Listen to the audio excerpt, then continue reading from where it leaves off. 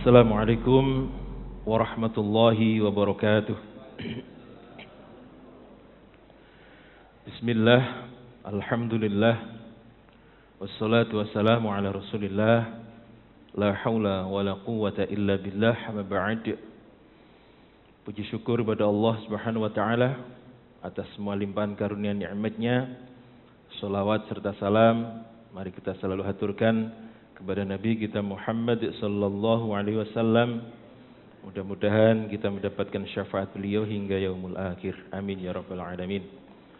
Para bapak, ibu dan jamaah sekalian, pada pertemuan yang lalu kita mendapatkan pelajaran yang luar biasa dari seorang khalifah yang kedua.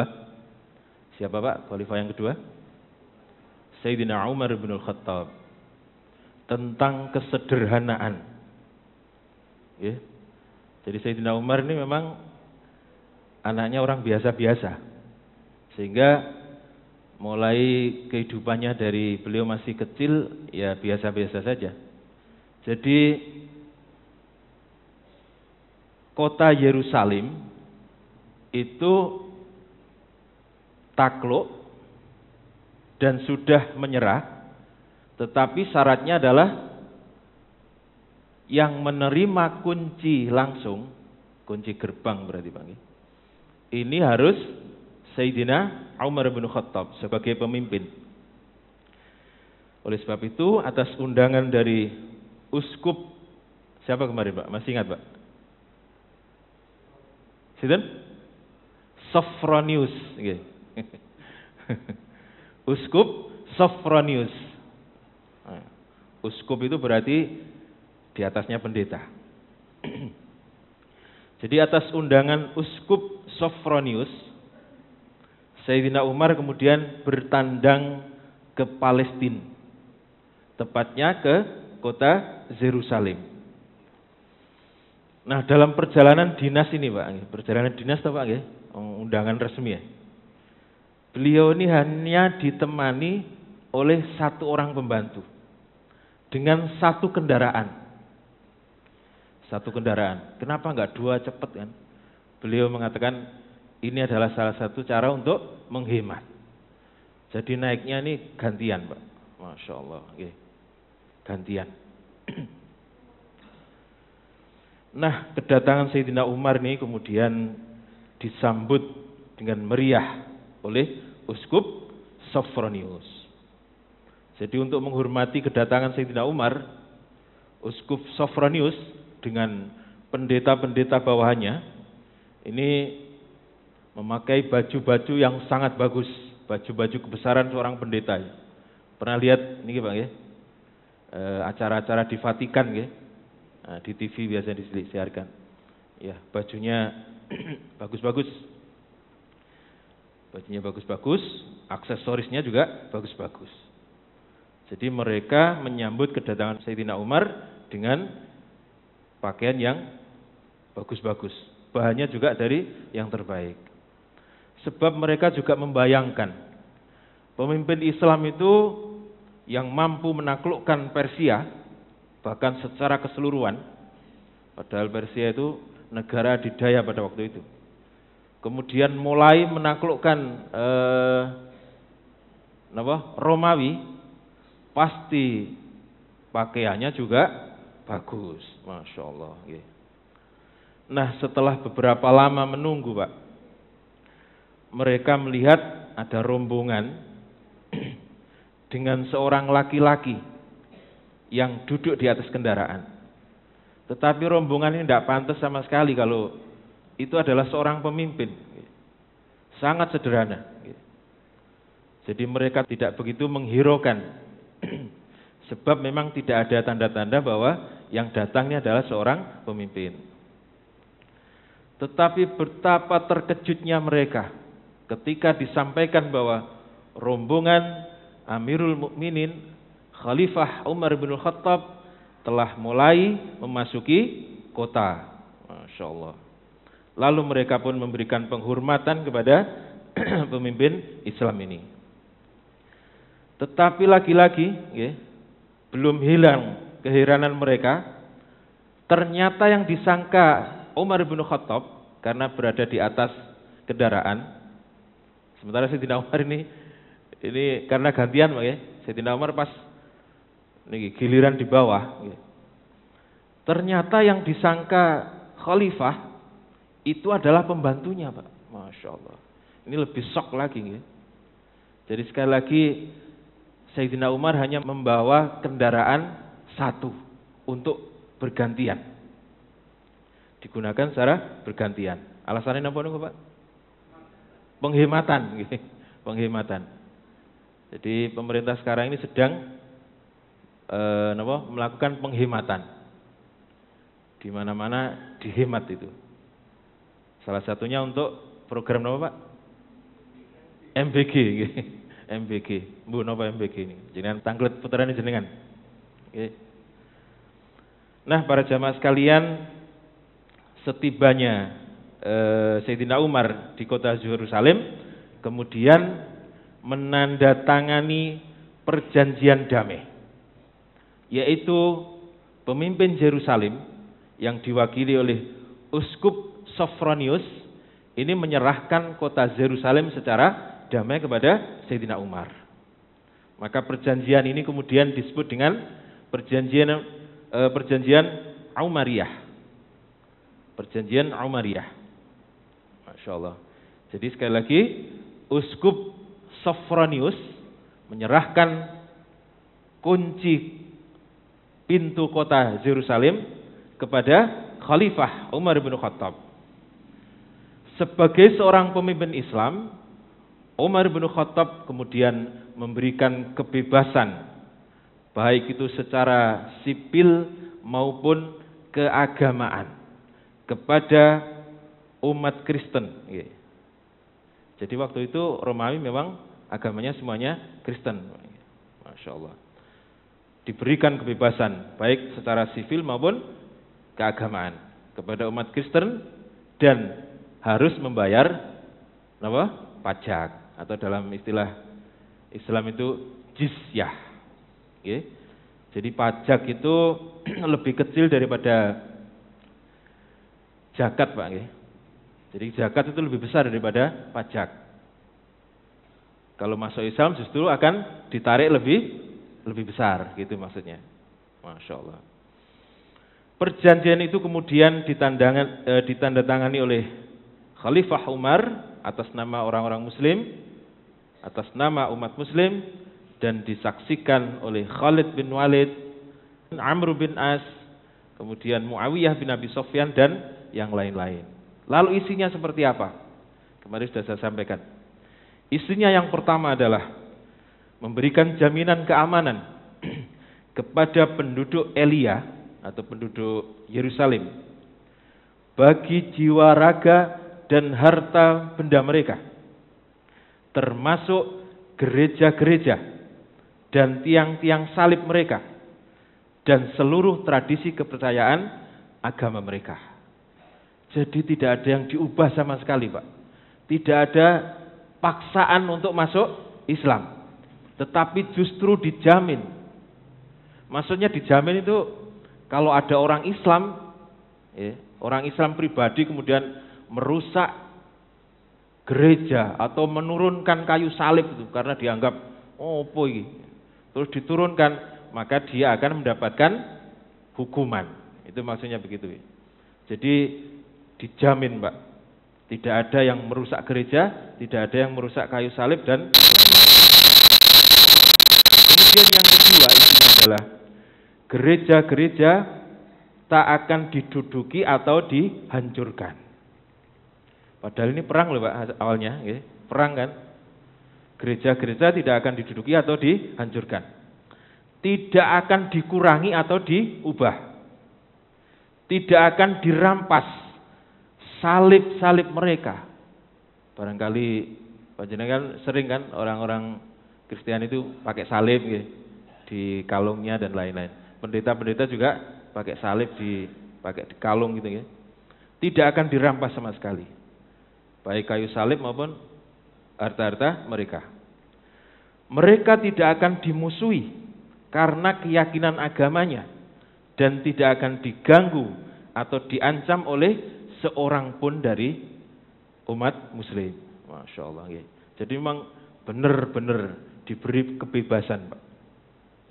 Kemudian yang ketiga kesepakatannya adalah penduduk Elia harus membayar jizyah sebagaimana penduduk kota yang lain.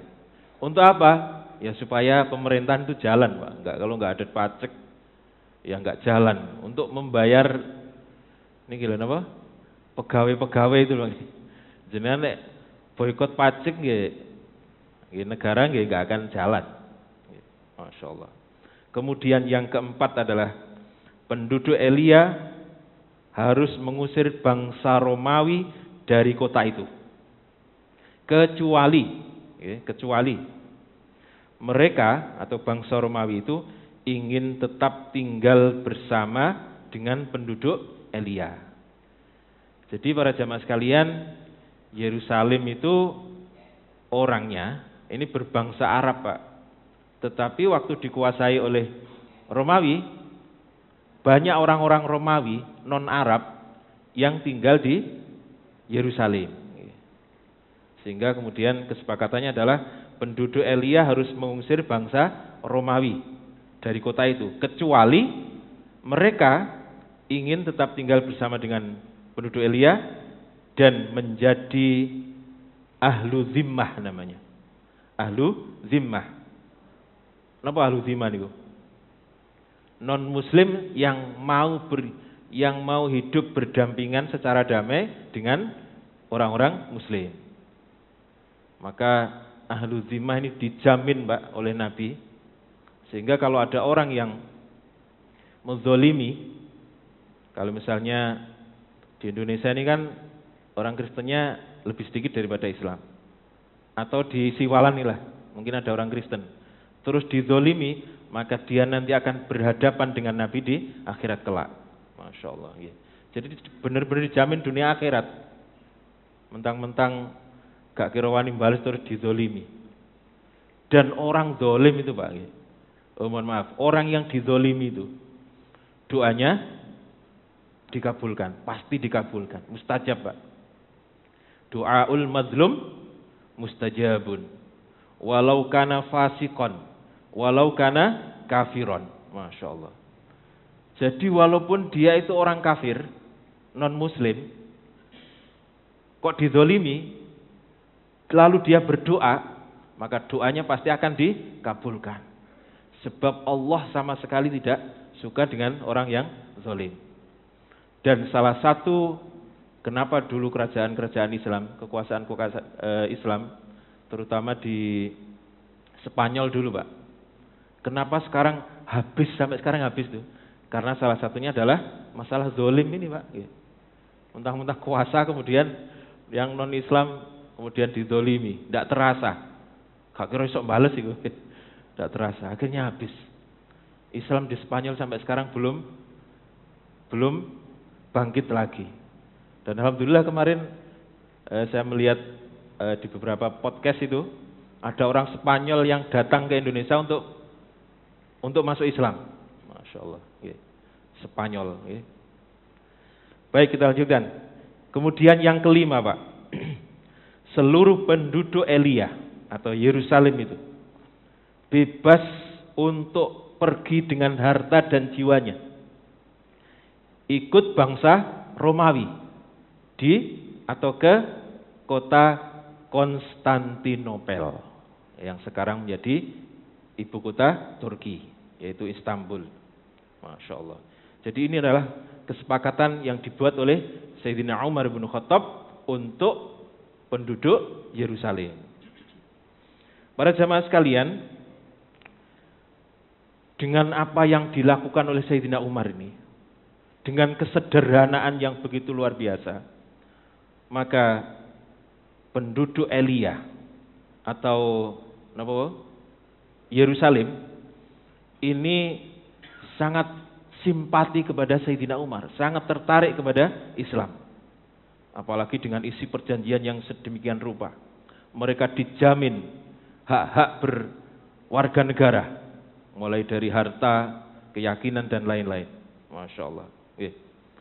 Jadi perjanjian ini, ya, ini adalah perwujudan daripada sistem pemerintahan Islam, Bu.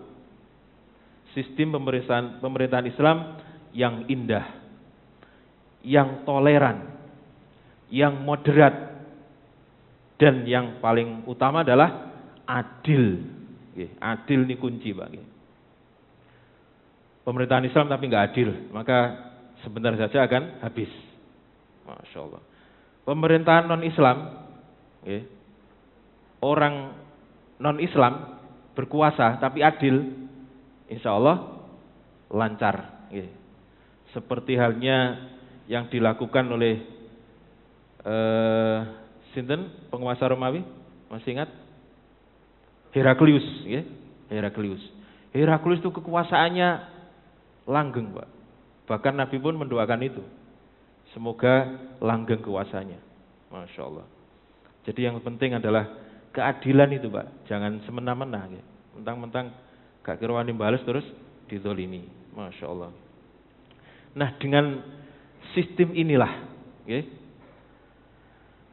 penduduk Yerusalem kemudian simpati dan tertarik dengan Islam, lalu akhirnya mereka berbondong-bondong masuk ke dalam agama Islam. Nah, pertanyaannya, apakah semua masuk Islam? Warga Yerusalem? Tidak, ada beberapa yang masih Kristen. Dan itu sampai sekarang, Pak. Sampai sekarang yang namanya Yerusalem itu ya ada non-Islamnya atau Kristen. Sampai sekarang. Sehingga Pak, Palestina yang sekarang yang diluluh lantakkan oleh Israel, ya sebagian korban itu ya Kristen. Sebagian korban mereka itu adalah orang-orang Kristen. Bahkan ada gereja tertua yang dibangun pada abad ke-5. Berarti sebelum Nabi, Pak. Sebelum Nabi diutus menjadi Rasul. Namanya Saint Popirius. Ini hancur, Pak, dirudal oleh Israel. Kalau tidak salah tahun 2023. Hancur gereja ini. Dan yang ada di dalamnya, selain orang Kristen juga ada orang Muslim yang memang berlindung di tempat terdekat. Masya Allah. Jadi warga sipil yang di dalamnya ada Kristen, ada Islam, yang waktu itu berlindung di gereja, habis semuanya tewas. Masya Allah. Nah, mengenai hal ini, Pak, ada seorang pendeta yang berkomentar, karena komentarnya baik, saya sebut nama. Barangkali panjenengan pernah dengar atau pernah lihat di YouTube. Ada seorang pendeta wanita namanya Sarah Anthony. Ini pendeta ini, Pak. Dia berkomentar, kita ini harus belajar. Kalau kita berarti siapa kalau pendeta? Situ, Pak. Umat Kristen maksudnya, kita ini yang ngomong kita pendeta berarti umat Kristen. Dia mengatakan kita ini harus belajar banyak dari saudara-saudara kita yang Muslim. Mereka dengan susah payah mengumpulkan sodakoh-sodakohnya untuk membantu saudara-saudara kita yang sedang mengalami musibah di Palestina. Mulai dari ibu-ibu jamaah Yasin Tahlil, sebutkan jamaah Yasin Tahlil, kok yang ngerti jamaah Yasin Tahlil, kemudian masjid-masjid, lembaga zakat dan lembaga-lembaga yang lainnya, mereka bersatu padu mengumpulkan donasi untuk membantu Palestina. Padahal yang menjadi korban di Palestina itu tidak hanya Muslim tapi juga non-Muslim, terutama orang Kristen. Masya Allah. Lalu bagaimana dengan orang-orang Kristen di Indonesia ini? Kata Sarah Anthony ini, Pak. Saya belum pernah mendengar atau menyaksikan bahwa ada orang-orang Kristen membuat gerakan seperti itu, kemudian disampaikan ke saudara-saudaranya yang berada di Palestina. Masya Allah. Jadi sekali lagi kita ini harus iri kepada saudara-saudara kita yang Muslim. Ini komentar pendeta, Pak. Masya Allah. Baik, kita kembali ke Sayyidina Umar. Kita kembali ke Palestina. Nah, setelah perjanjian damai itu, yang berarti kota Yerusalem secara resmi takluk dan masuk wilayah kekuasaan Islam. Uskup Agung, sinten wau namanya? Sophronius, nggih. Sophronius. Ini kemudian mengajak Sayyidina Umar untuk menyusuri jalan-jalan di kota Yerusalem. Ditunjukkan tempat-tempat yang suci, tempat-tempat yang bersejarah bagi kota itu. Jadi kota Yerusalem ini, Pak, ini kota sudah ada sejak zaman nabi-nabi dulu. Masya Allah, luar biasa. Mekah belum ada apa-apanya, Yerusalem sudah ada. Nah, ketika waktu duhur, mereka sampai di gereja yang sangat disucikan oleh orang Kristen, namanya gereja Makam Kudus kalau bahasa kita. Gereja Makam Kudus. Nah, karena waktunya duhur, Pak, ini Sayyidina Umar pasti akan melakukan sholat duhur. Lalu Sophronius membukakan gereja dan mempersilahkan Sayyidina Umar untuk sholat di dalam gereja. Oleh napa mboten Pak kira-kira sholat di gereja itu? Boleh, nggih. Jawabannya boleh. Jawaban awalnya, Pak, nggih, boleh. Tapi jenengan mboten sausil nggih. Wong masjid akeh kok sholat gereja iku golek perkara, Pak. Masya Allah. Bahkan saya dulu itu pernah diundang gereja Jawi Wetan, Pak. Sholawatan. Gereja Jawi Wetan Rungkut itu ya. Diundang sholawatan. Habis sholawatan pujian-pujian gereja itu. Pujian-pujian gerejanya saya tidak ikut loh, Pak. Saya sholawatan aja. Setelah sholawatan pujian-pujian gereja. Masya Allah. Jadi boleh Pak sholat di mana saja itu. Di gereja, di candi boleh. Sebab semua yang ada di bumi ini adalah tempat sujud. Tetapi kita harus lihat kondisi, lihat situasi. Jangan asal boleh saja. Wong masjid si akeh kok golek gereja, nah golek perkara namanya, Pak. Nanti dilihat orang juga enggak pantas gitu, nggih. Masya Allah, nggih. Lalu apa komentar Sayyidina Umar? Ternyata Sayyidina Umar tidak mau, Pak. Jadi begitu gereja dibuka, Sayyidina Umar dipersilahkan untuk sholat di dalam gereja. Namun Sayyidina Umar mengatakan, wahai Tuan, bukan aku tidak mau sholat di dalam gereja ini, tetapi aku takut kelak sepeninggalku ada alasan untuk mengubah gereja ini menjadi masjid. Masya Allah, luar biasa, Pak.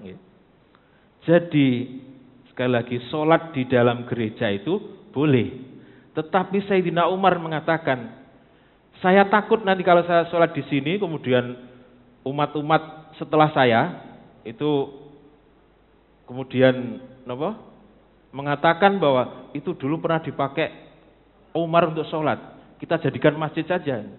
Nah, yang rugi siapa nanti? Yang rugi Uskup Sophronius akhirnya, karena gerejanya dijadikan masjid. Masya Allah. Ini toleransi yang sangat luar biasa, Pak.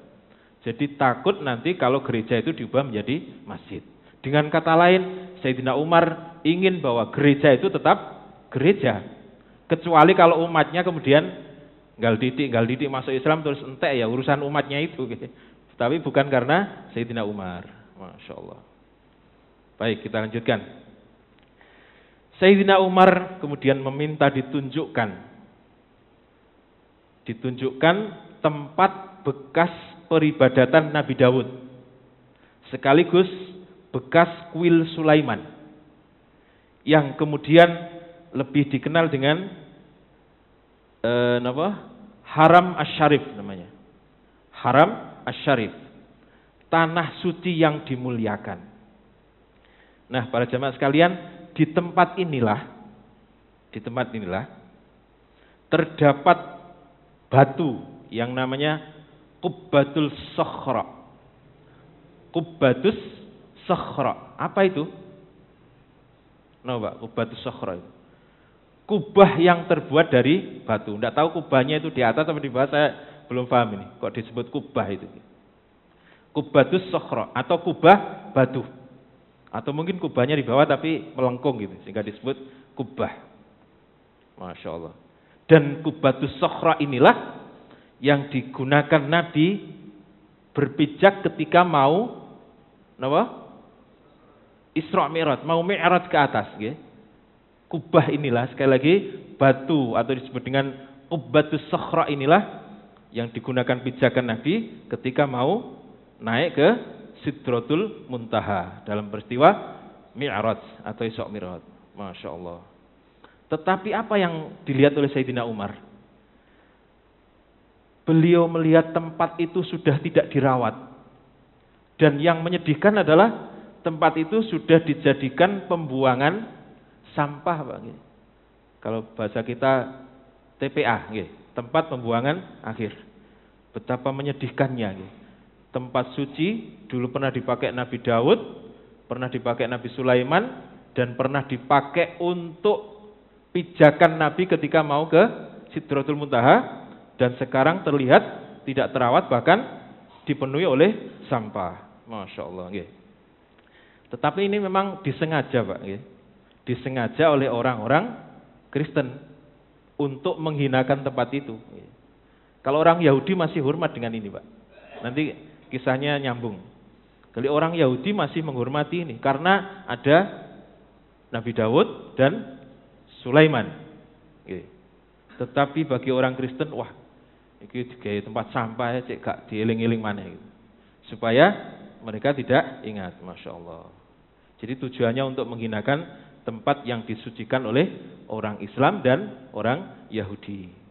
Lalu apa yang dilakukan oleh Sayyidina Umar ketika melihat kondisi Kubatus Sokhra pada saat itu?